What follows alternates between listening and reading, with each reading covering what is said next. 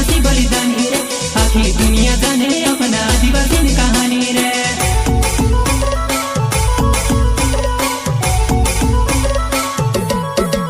ये भीमाचंद्र बिरसा अपना आदिवासी बलिदानी रे, आखी दुनिया जाने अपना आदिवासी की कहानी रे।